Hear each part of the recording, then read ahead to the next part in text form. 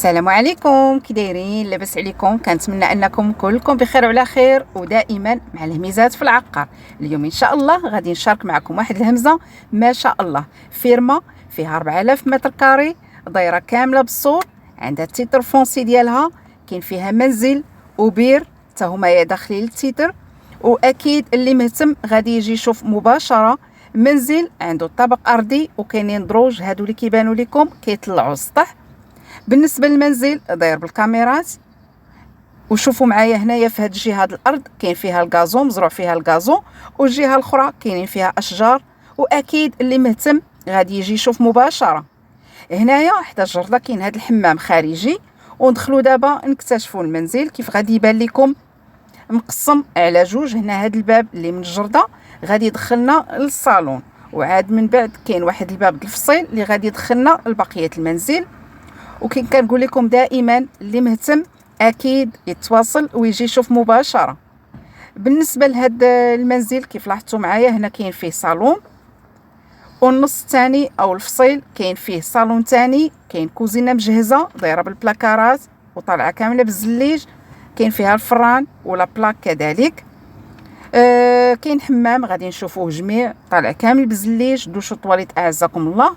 وكاينه هنايا غرفه، وهنايا وسط المنزل فين كاينه طاوله الاكل فين بان لكم.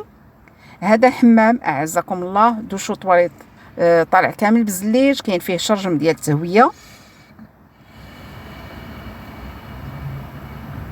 نمشيو نشوفو كوزينه. هنايا عندنا باب اللي كيخرجنا للتيراس. بالنسبه للمنزل عنده جوج د البيبان، الباب الاولاني من الجرده كيدخلنا للصالون الاول، وهنايا الباب الثاني اللي كيخرجنا للتيراس غادي نشوفوها من بعد.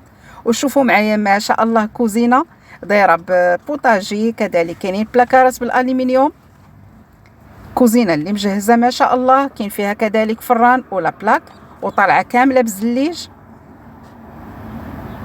بالنسبه للمنزل داير بالكاميرات. هنايا الباب اللي كيخرجنا للتيراس. شوفوا معايا هنايا هاد الشاشه او هاد ليكرون فين باين لكم يعني الكاميرات، يعني البلايص اللي شادين. وهذا الصالون الثاني اللي كندخلوا ليه من الباب فين كاينه التيراس. واكيد اللي مهتم غادي يجي يشوف مباشره. انا كنحاول نقرب لكم صوره على هذا المنزل وعلى هذه الفيرما.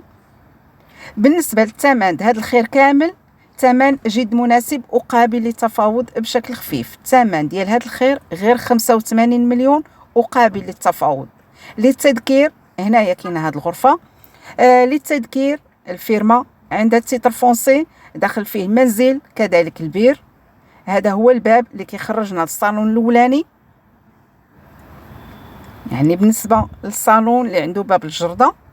وهذا الفصيل او هذا الباب اللي كيدخلنا البقيات المنزل. بالنسبه للموقع كتواجد في 2 شتوكه، وبالضبط قريبه للبياج ديال 2 شتوكه. واللي مهتم غادي يجي يشوف مباشره. التصوير ما عطاهاش حقها، يعني حاولت نقربكم يعني من هاد الفيرما او من هاد الهمزه. هنايا باب اللي كيخرجنا للتيراس، وشوفوا معايا ما شاء الله التيراس شحال كبيره، وعاد كاينين اشجار في الجرده. وكيف لاحظتوا معايا كذلك في الاول الغازو مغروس باقي صغير. هاد الفيرما داخل ليها الماء والضوء، كذلك فيها بير، فيها منزل ما شاء الله لا فينيسيون زويونه والله يسخر الجميع.